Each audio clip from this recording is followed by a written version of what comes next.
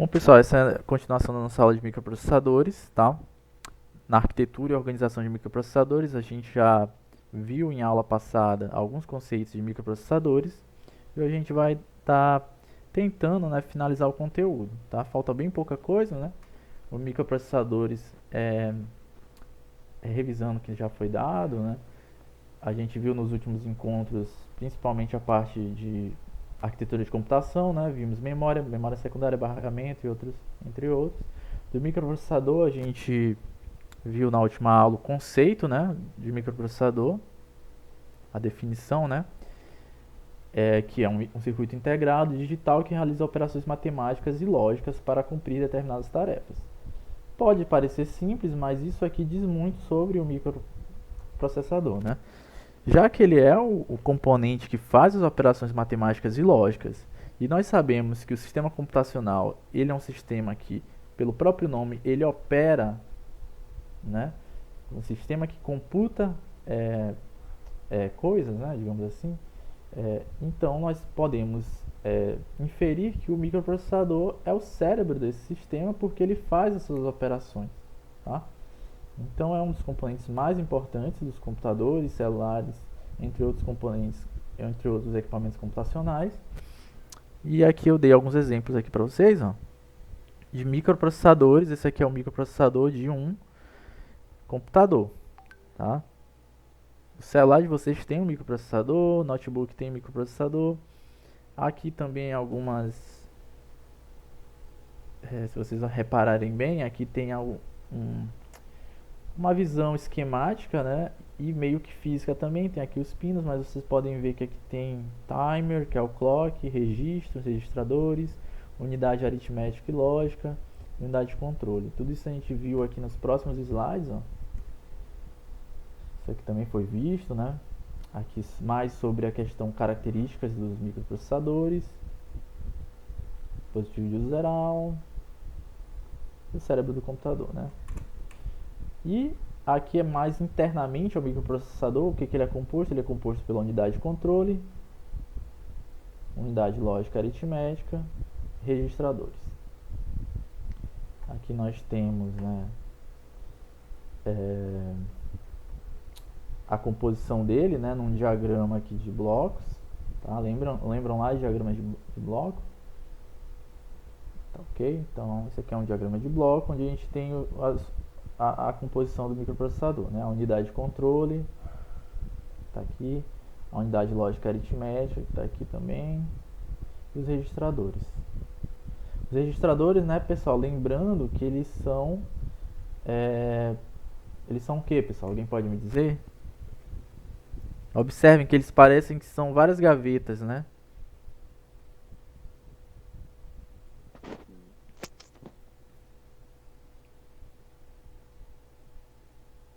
Eles são o que, pessoal? Eles são uma espécie de memória. Tá, ok? Uma memória do tipo RAM, porque ela é volátil, tá? Não, desculpa, não, desculpa. Ela é uma memória, não é RAM, desculpa. Acabei me confundindo. Hoje eu tô meio confuso. Ela é uma memória e o nome da memória, o nome de memória dela é registrador. É só isso, tá ok? O que eu queria colocar é que ela é uma memória não volátil. Ou seja, desculpa, pessoal. Nossa, hoje ela é uma memória volátil, tá? Por quê, pessoal? Porque quando eu desligo o microprocessador, lembrando que ela é uma memória que está dentro do microprocessador. Observe, o microprocessador é todo esse bloco aqui, ó, que embarca esses outros blocos. Então ela é uma memória volátil. Por quê? Porque quando você desenergiza o processador ou o microprocessador, né, você perde essas informações. Ó. Se vocês repararem, o registrador aqui são como se fossem várias gavetas aqui, ó. 1, 2, 3, 4, 5, 6, 7, 8, 9, 10.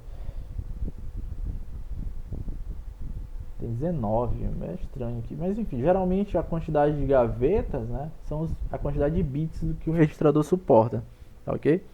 Então ela é uma memória, a gente já viu na parte quando a gente estudou memórias eles também, se eu não me engano. Ela é uma memória volátil, que fica no processador. Ela meio que faz o intermédio entre o processador e as outras memórias, por exemplo, a memória RAM. Então uma coisa interessante é que, se vocês repararem, as memórias voláteis, elas não se resumem só à memória RAM. Tem os registradores também, tem a memória cache, enfim. Isso aí, quando vocês reforçarem o entendimento sobre memórias, né, inclusive tem uma questão na lista que é só sobre memória, se não me engano, vocês vão estar reforçando mais esse aprendizado. Bom, aqui nós mencionamos a unidade lógica aritmética, tá? Que é aquela unidade que ela faz operações matemáticas. Por isso que nós temos aqui a aritmética, né, pessoal, que nos remete ao que? A matemática, e ela faz também operações lógicas. Relembrando que eu já mencionei sobre operações matemáticas. O que é uma operação matemática, pessoal? Ó, 2 mais 2 igual a 4. Isso aqui é uma operação matemática que você tem quantos elementos? 4, né? Você tem aqui os elementos da soma, certo? 2, um elemento, outro elemento. Temos o resultado, que é um elemento. Qual outro elemento aqui, pessoal? Isso tudo tem que estar... Isso tudo é visto pelo microprocessador. O elemento, o outro elemento aqui que a gente não dá muita bola é o operador, né? Que é o fundamental, é o elemento mais importante, porque é com o operador que a gente vai saber o que a gente vai fazer. Então nós temos aqui, ó, dois elementos, 2, o outro 2 aqui, e o operador. Então o que o processador, se vocês imaginarem, ele interpretando essa operação, o que ele vai imaginar? Ele vai imaginar que tem dois valores, um valor 2 e um valor 2, um operador, que é o mais. O que ele vai fazer? Ele vai pegar o microprocessador vai entender que você tem dois valores, tem um operador, vai entender o operador, vai interpretar, então ele vai saber que você tem que fazer uma adição.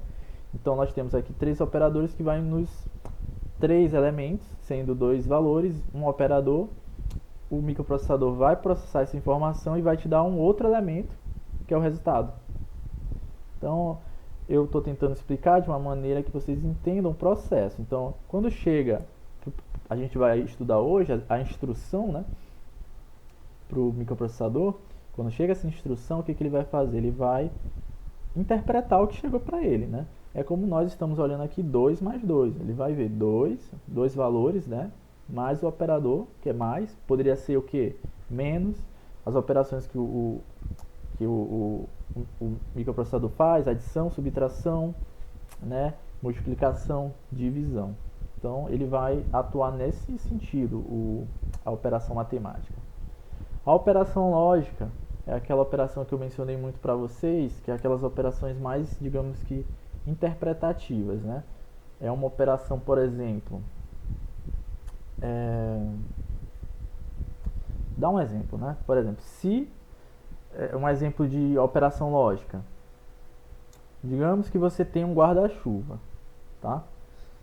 Então você vai sair de casa, você vai perceber que está chovendo. Então, no seu cérebro, né, pessoal? Nós somos uma máquina computacional, nós fazemos operações lógicas. No seu cérebro, o que você vai pensar? Ah, está chovendo hoje. Se está chovendo hoje, eu irei usar um guarda-chuva, né? A operação lógica seria isso, tá? Então você tem condições, né? Se alguma coisa acontece, faça algo, né?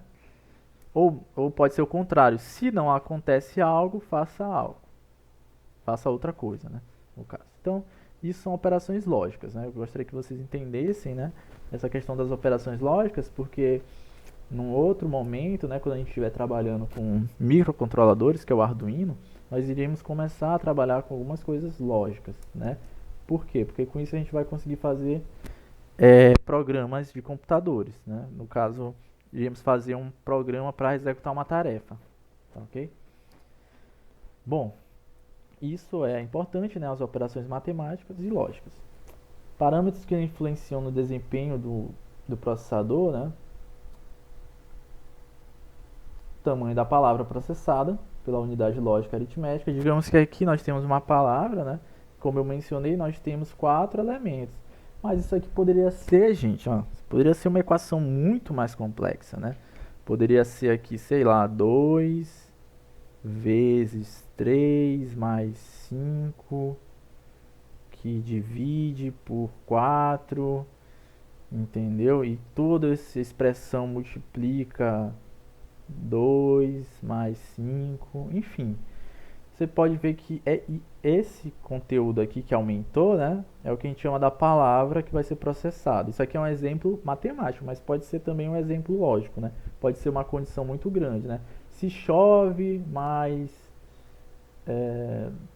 enfim, se chove, mas está de noite, enfim, faça alguma coisa, enfim, infinidade de possibilidades, tá? Tô gravando a aula, Elvis. Eu já botei aqui para gravar. Bom, beleza. Então, né, outra coisa. Velocidade de cálculo, que é aquele clock que a gente estava estudando, né? Engraçado que essa é só uma revisão da aula passada, mas enfim, como é um assunto muito bom, né? Muito legal, assim, pelo menos eu acho. É sempre bom revisar ainda mais, né? Mais profundamente. Bom, e a quantidade de operações que ela suporta, né? Você tem um limite de operações que você pode executar pelo processador, né? Tem um limite, né, pessoal? Porque é um elemento físico. Você tem um processador lá que tem suas limitações, né? Para executar operações. Então você tem um limite, digamos, de desempenho do processador. Tá? Bom, a próxima unidade é a unidade de controle, que é aquela unidade que o microprocessador não faz só operações matemáticas e lógicas, ela faz também operações de controle. Então, a questão da operação de controle é feita pela unidade de controle, né? Ele faz o controle dos dispositivos, né, das memórias, enfim, ele controla basicamente quase tudo relacionado a controle de computador. O que é um controle, pessoal? O que vocês entendem com controle? Um controle pode ser, por exemplo, você ordenar as memórias que vão ser usadas no momento. Por exemplo, você tem um aplicativo, vamos lá, você está usando o WhatsApp. Você manda lá, na verdade eu até falei bastante sobre essa unidade de controle na última aula, né? Mas você está no WhatsApp ou está enfim, no Free Fire, jogando um jogo, não sei, e seu computador começa, ou o celular começa a travar. A unidade de controle, por exemplo, só um exemplo, não quer dizer que ela só faça isso, tá? Ela faz milhões de outras coisas, mas digamos que nesse momento a unidade de controle vai começar já que seu computador ou celular está muito travado, digamos assim, ele está com muitos processos abertos, a unidade de controle vai começar a gerenciar quais processos são mais importantes para você. E aí vai começar a ter os travamentos, tá bom? Então é mais ou menos isso. E os registradores que a gente viu são as memórias internas, né, do processador. É uma memória de alta velocidade, faz a interface, né, do processador com outras memórias. Isso aí a gente também viu. Aqui o clock, né, pessoal, que foi o último que a gente abordou na última aula. E o clock, ele indica, tem até uma questão na lista, né, pessoal, o que é clock e o que é sinal de clock. O que é o clock? O clock é uma medida, né, digamos assim, de velocidade do processador, tá?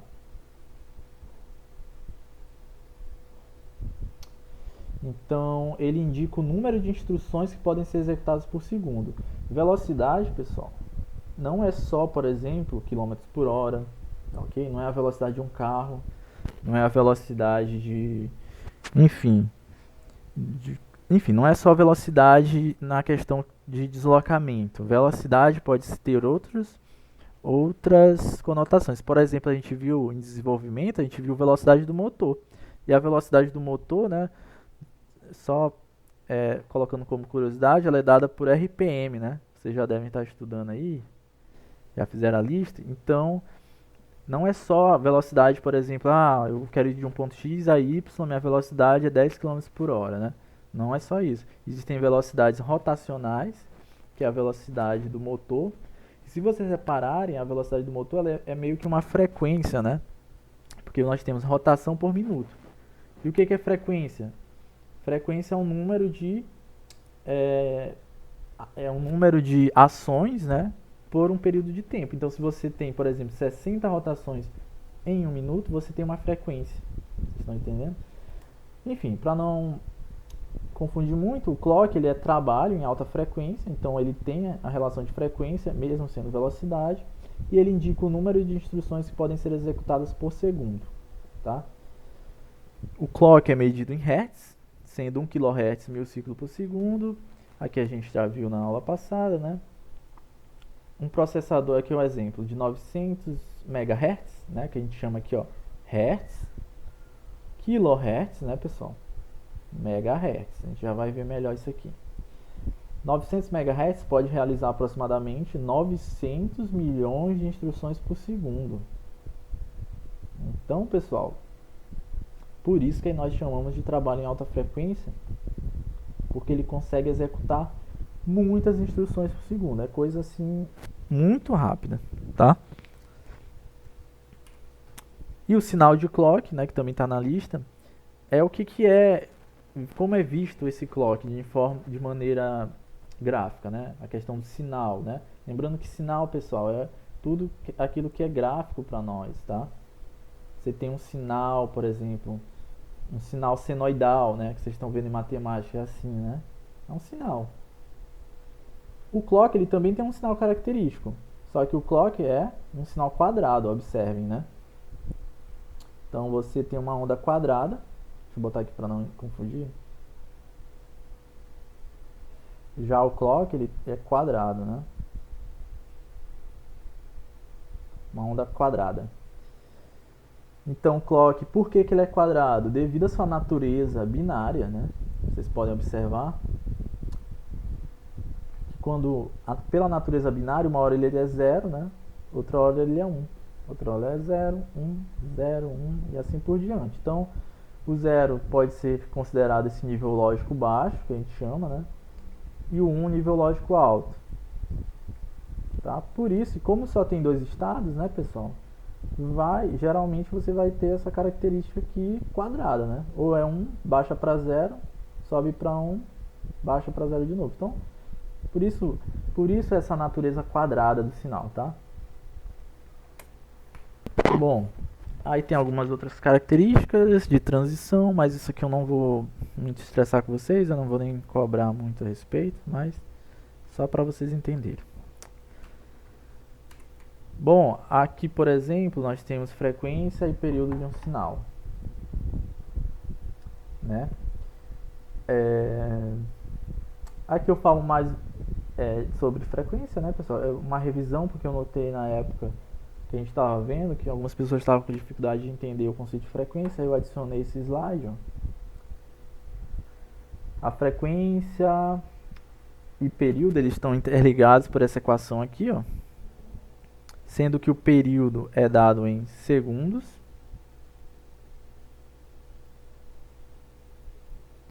e a frequência é dado em hertz ou Hz, né? Então eles têm uma relação que, se vocês puderem perceber, é uma relação de inversão. O F é o inverso a frequência é o inverso do período. E o período, né, se você for isolar aqui, ó, observem, eu vou modificar essa equação aqui, ó. Vou pegar uma setinha aqui. Vamos isolar o período.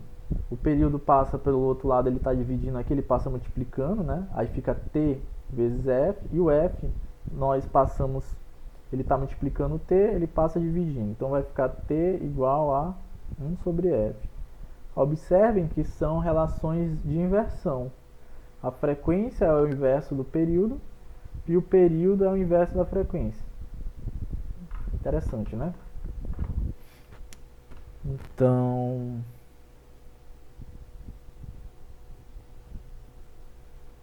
Tá, ok, deixa eu só ver uma mensagem aqui.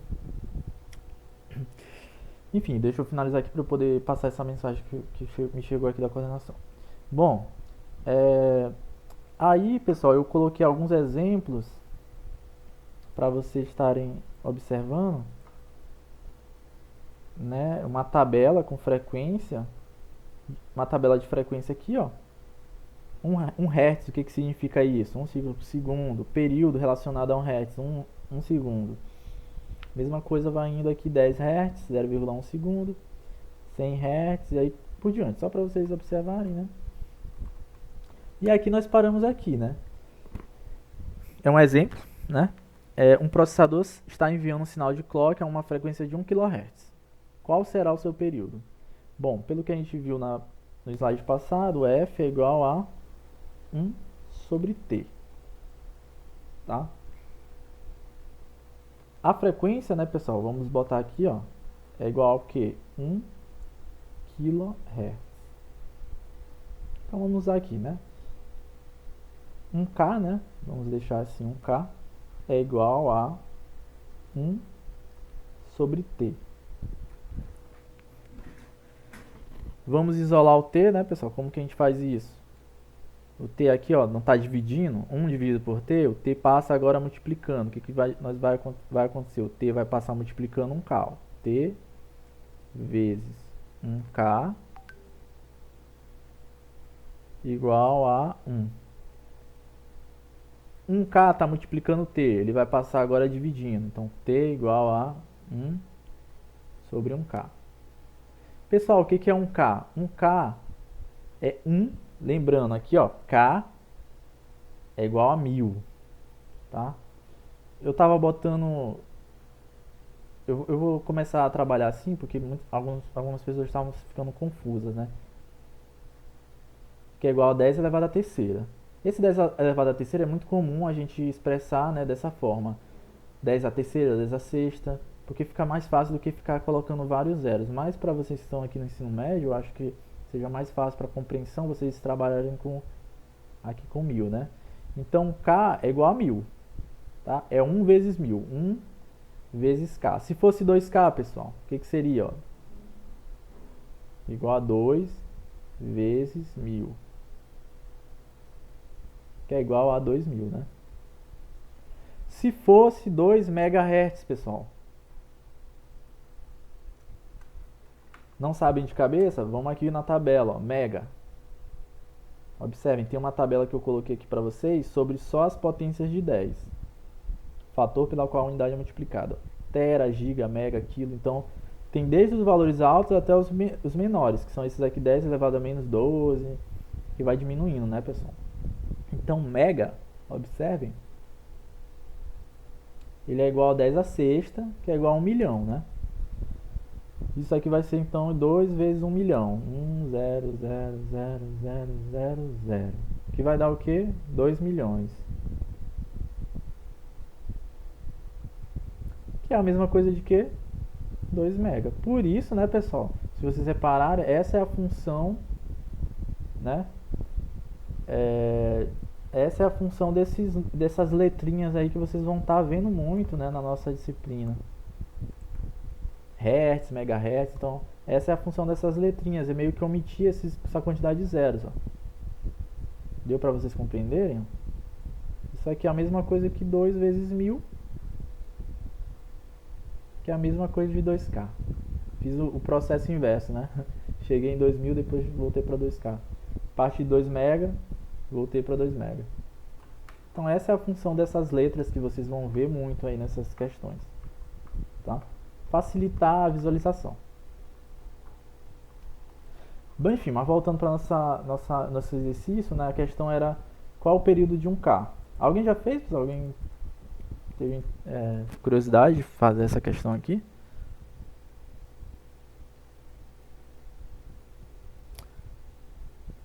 Para quem está em dúvida, 1K vai ser o quê? Igual a 1 sobre 1000.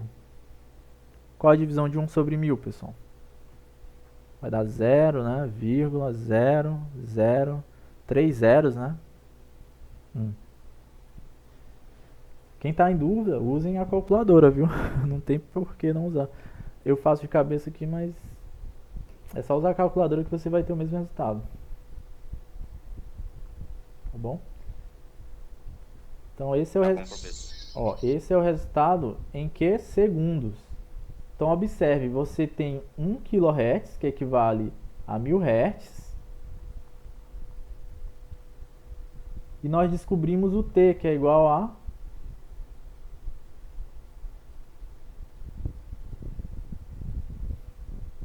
tá certo. Aqui fica 10, 100... tá certo. Tá meio confuso aqui. Então veja só, o período de 1000 Hz, ou 1 kHz, né, é igual a 0,001 segundo. Novamente, vocês observem que é uma relação inversa, tá? Então você vai ter uma frequência alta e um período pequeno. Se você tiver uma frequência baixa, o período vai ser grande. E assim por diante. Tá ok? É mais ou menos isso. Tanto é que eu faço aqui a resolução, ó. Observe. Eu fiz a resolução só observando as tabelas, ó. Aqui eu verifiquei a frequência, ó.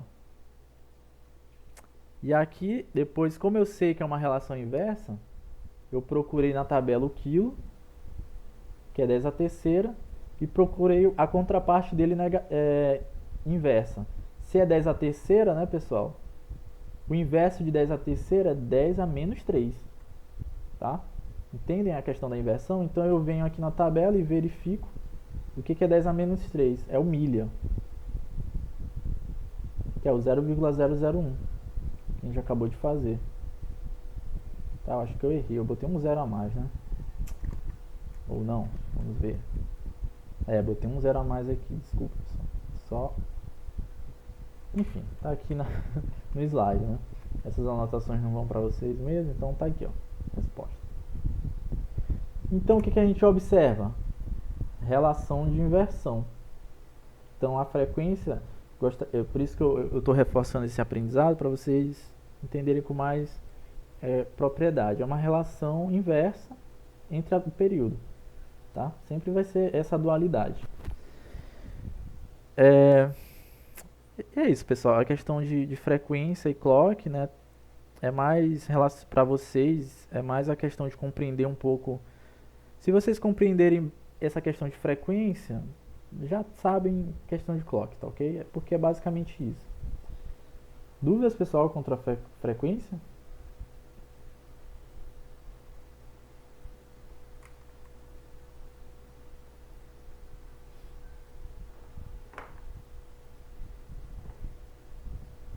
Tá ok, né? Não tem dúvidas.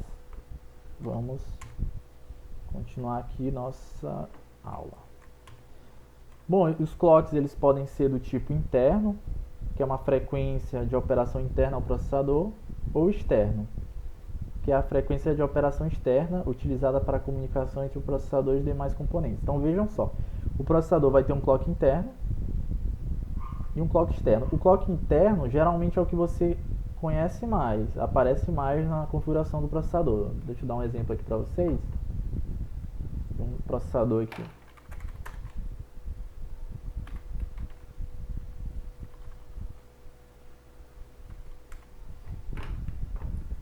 Ó, colocar um processador aqui comercial, o processador que está vendendo hoje em dia, tá?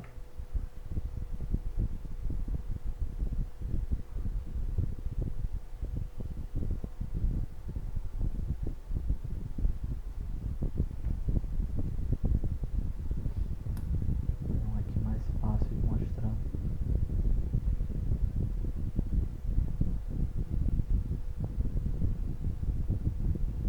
Tá. Ó, tá aqui, ó, tá vendendo um processador, tá? Aqui na Kabum, um site, né, de vendas. Então observem aqui que você, na hora que você vai comprar um processador, não se assustem com o preço, tá, pessoal? Tem processadores de vários preços, né? Tem mais baratos, mais caros, mas enfim. Isso aqui é um processador para computador. Então o que você vai ver? Geralmente, olha o que é mais especificado na hora de comprar, né? Opa, desconto, né, pessoal? Bom, o processador é o AMD Ryzen 7, né? Observem aqui o que a gente já aprendeu das aulas. Memória cache dele, 36... Professor, Pode falar. esse aí é o processador que fica lá no meio da placa-mãe, né? Isso. Um microprocessador. Ah, sim. Isso aqui é o mesmo. Beleza. Esse é o melhor que tem. Não, assim, existem vários tipos, né? Esse aqui eu peguei aleatoriamente, eu botei no Google e procurei, mas existem vários tipos e geralmente a diferença entre eles é com relação ao desempenho. Um processador pode ser mais caro, né? Só que ele é mais rápido do que o mais barato, entendeu? Geralmente a regra é essa, né? Uhum. Tá ok? Esse aqui eu peguei aleatoriamente, é bem caro, deve ser muito bom esse aqui, né? Pelo preço. Então observem que ele tem uma memória cache alta E olha a velocidade dele aqui. Geralmente quando você vê nos processadores, vou colocar aqui o Open Board. Eu não gosto muito de usar isso, mas observem, aqui na hora de comprar, ó, você tem aqui a memória cache, que vocês já viram na aula. Itens que vocês identificam que já viram na aula. E observem isso bem daqui, ó. Geralmente não diz nada, né? Na hora de comprar, só fala aqui, ó, 3.8 GHz. Esse 3.8, pessoal, é o clock interno, tá? Clock interno do processador. O clock externo geralmente é um clock mais baixo. Eu não sei se ele vai dizer aqui, ó.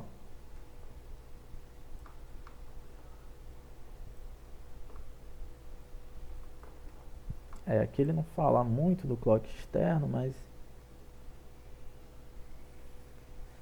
Enfim, tá aqui, ó. O clock básico é esse, que é o clock interno.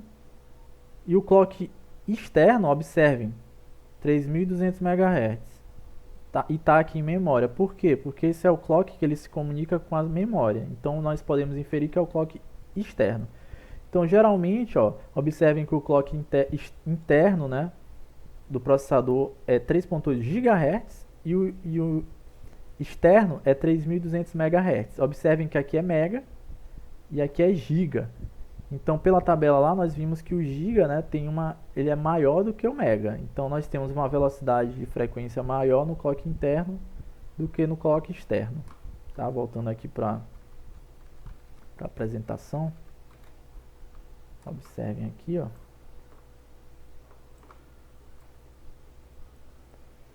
Aqui onde a gente fala de clock.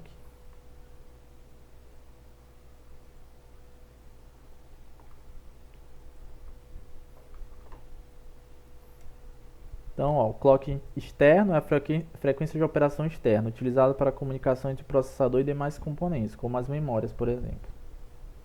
Então, vocês viram lá que no processador que a gente viu, né, que está à venda, nós temos duas informações de frequência lá, que correspondem a essas duas informações aqui, o clock interno e o clock externo. Tá? Clock de comunicação com as memórias e o clock interno do processador de fazer as operações. Beleza? Geralmente o clock interno é dado em giga e o externo é dado em mega. Para quem não está lembrado aqui, ó, mega é 10 a sexta e giga é 10 a nona. Então o giga é muito maior, né, do que mega, né? No caso o giga é 1 bilhão, né, pelo que eu estou vendo aqui, e o mega é 1 milhão, né? A unidade que multiplica. Bom, pessoal, a aula... Eu acabei passando muito tempo só nesses conceitos. Mas é bom, né, pessoal? A gente alinha bem aqui o conceito. E assunto da prova mesmo, né? Então, eu não vou dar continuidade. Eu tinha mais assunto aqui para tratar, mas eu não vou dar essa continuidade. A gente vai estar vendo o que vai cair na disciplina, tá? Na prova. Então, vamos lá. Eu vou colocar aqui para vocês observarem, né, a primeira lista. E o que me foi passado aqui, pessoal? O que foi passado foi o seguinte. Vai ser 4, a avaliação da base técnica, né? Qualquer disciplina da base técnica vai ser 4 questões discursivas. Não, pessoal, tô vacilando aqui. Vai ser 4 questões de múltipla escolha.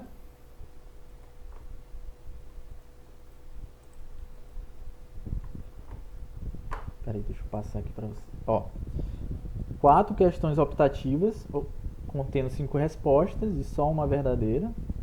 Enfim, é o que estão colocando aqui. E uma questão discursiva. Enfim, tô sabendo agora. Mas, enfim, pelo que me passaram aqui no WhatsApp é isso, tá? Mas não gostei muito não. Mas se for isso mesmo, né?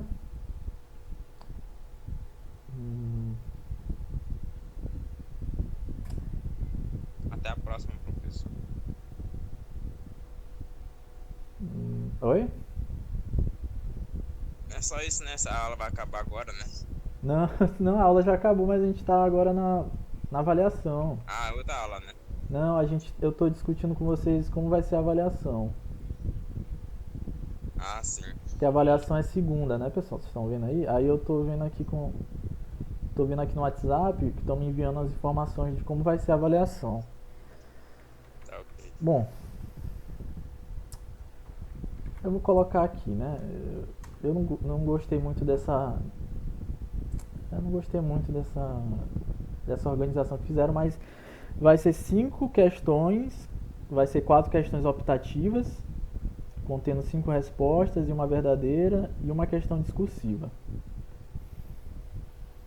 Hum. Então, né, vamos lá.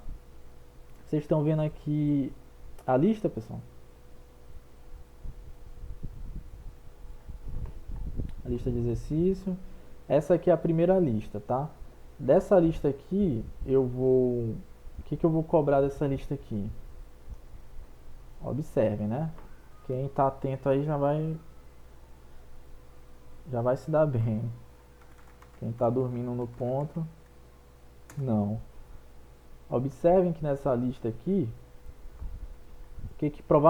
observem, o que provavelmente vai cair na avaliação? Essa parte aqui, ó, de conceito. Pode ser que eu coloque o que é uma tensão elétrica, corrente elétrica, tá ok? Outra coisa que pode cair na avaliação.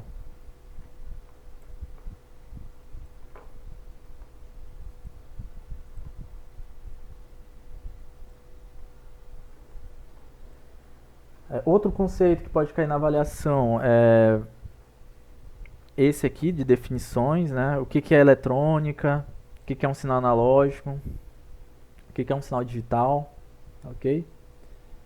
Então vamos lá. Pode cair uma questão de conceitos de eletricidade básica, como uma revisão, né? Conceitos de eletrônica analógica e digital. O que é um sinal analógico? O que é um sinal digital? O que é eletrônica? Pode ser que caia na avaliação.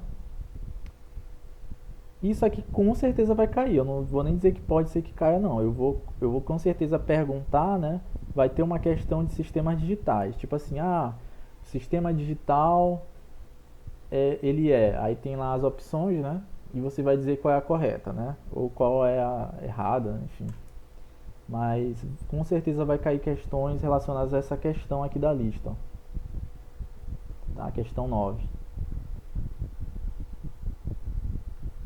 Professor, mas você está mostrando aqui, vai cair exatamente o que está na lista? Não, né, pessoal? Porque senão fica fácil demais.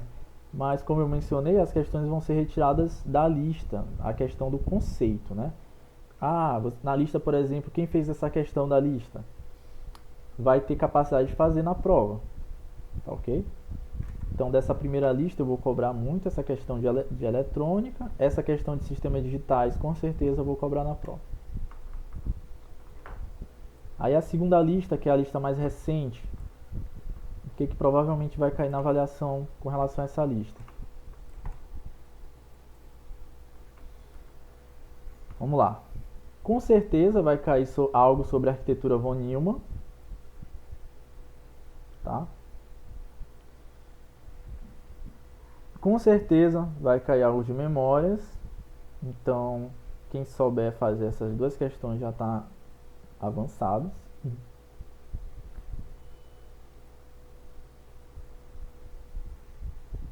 Com certeza vai cair alguma questão sobre barramentos, dispositivo de entrada, por exemplo, dispositivo de entrada, a questão de... Não, eu acho que essa aqui talvez eu não cobre, tá, pessoal? Barramento, talvez eu cobre só algo... Eu vou cobrar algo de barramento, mas vai ser algo bem conceitual, né? Tipo, o que é o barramento?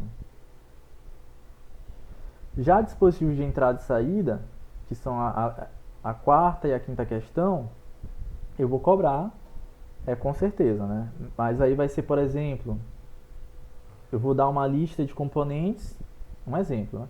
E você vai dizer se é um dispositivo de entrada ou um dispositivo de saída. Simples.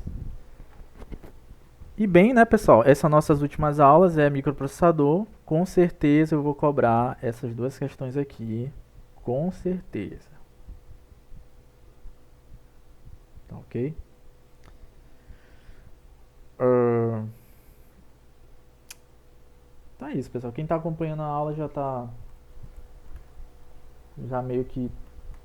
é, Quem acompanhou essa aula e essa explicação aqui vai saber responder essas questões 6 e 7 aqui facilmente. Tá bom? Dúvidas, pessoal, contra a avaliação?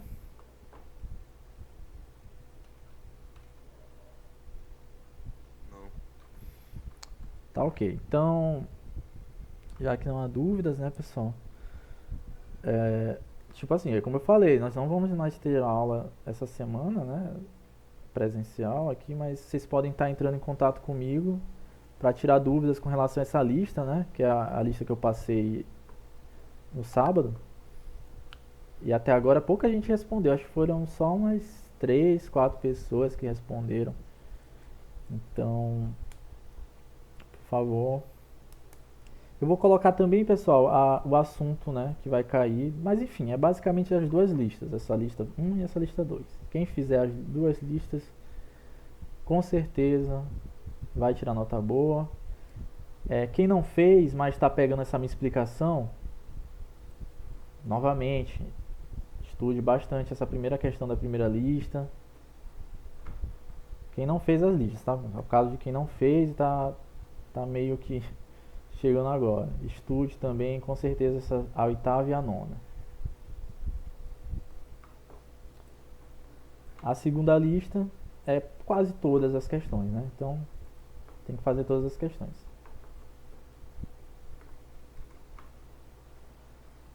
Bom, é isso, pessoal.